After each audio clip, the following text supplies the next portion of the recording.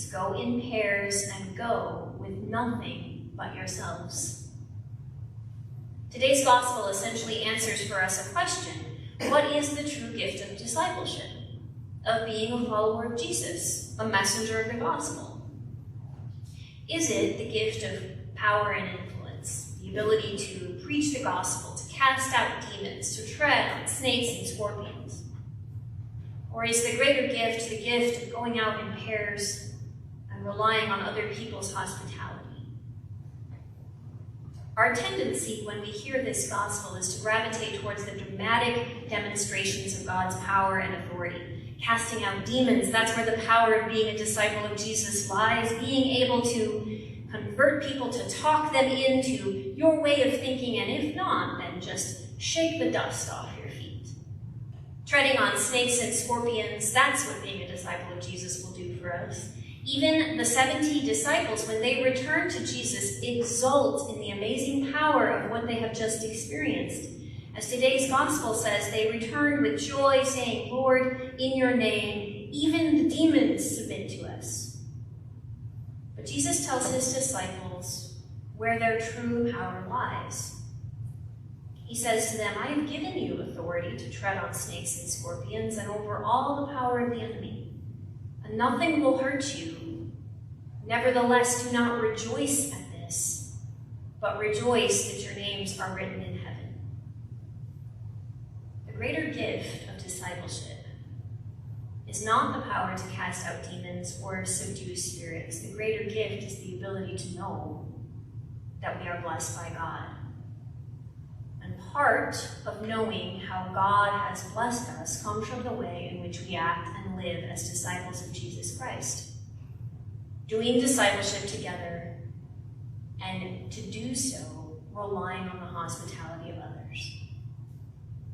The power of going out in pairs, we understand, because after all, sharing the good news of the gospel in a world that hasn't yet heard it or doesn't fully understand it can be really difficult work.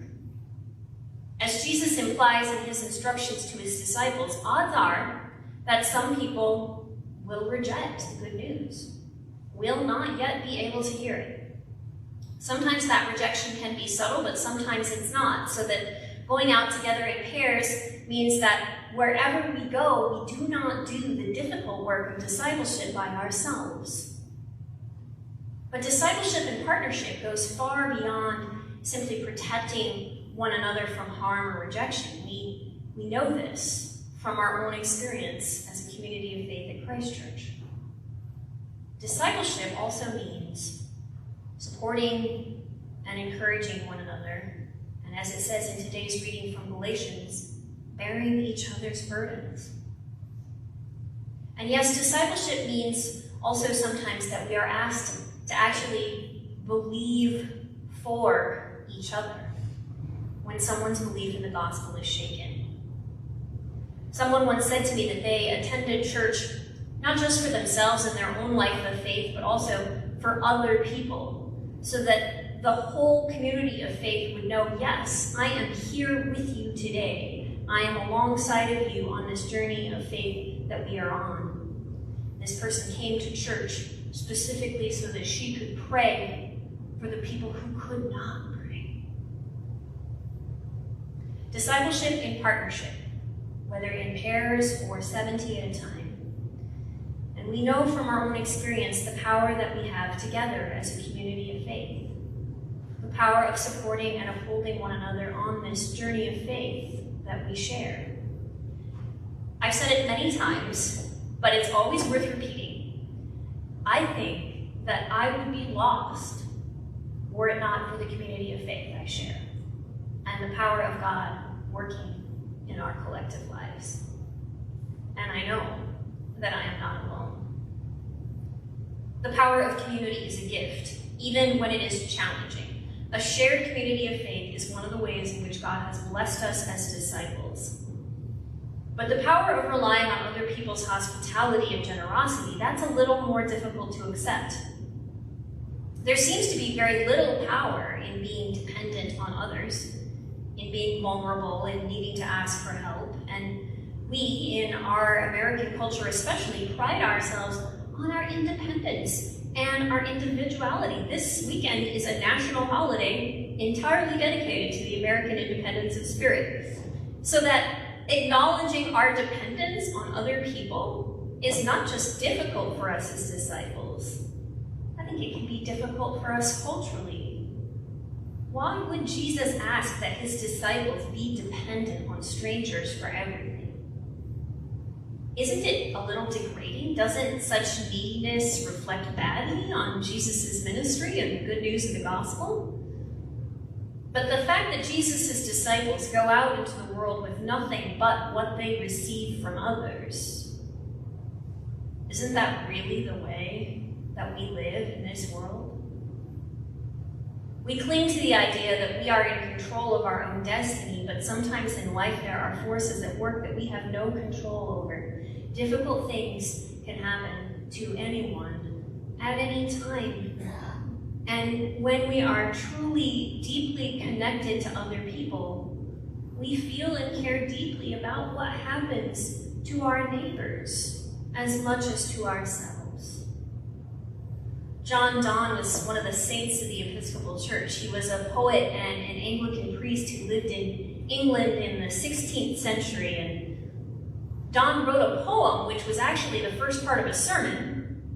And even though he uses profoundly gendered Elizabethan language, he describes the degree to which all people are linked one to another. And I'm going to read for you just a few lines of his poem. No man is an island, entire of itself. Every man is a piece of the continent, a part of the main. And if a clod be washed away by the sea, Europe is the less.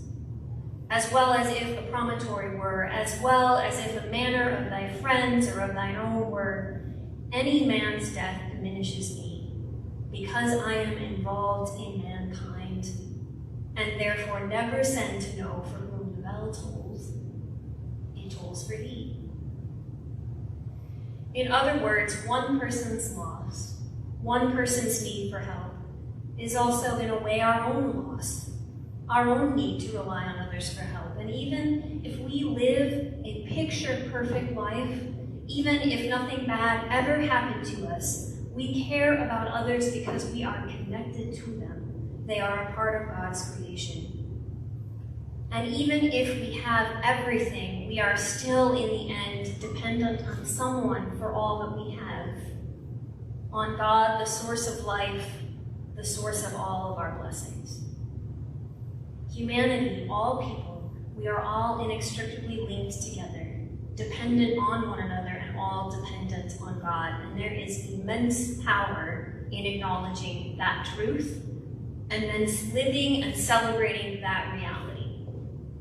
Which is why Jesus sends his disciples out with nothing, except for what they receive from others, because to do so is to live out a piece of the truth of the gospel. After all, the more we practice generosity and hospitality towards one another, the more we seek out the ways in which we are linked to one another, and the more we see and we share God's blessings, the more we live into the kingdom of God. There is power in giving and graciously receiving help. It is the power of discipleship. It lies not in casting out demons or in treading on snakes. The greater gift lies in acknowledging our partnership together as a community of faith and in acknowledging our interdependence with God and with others.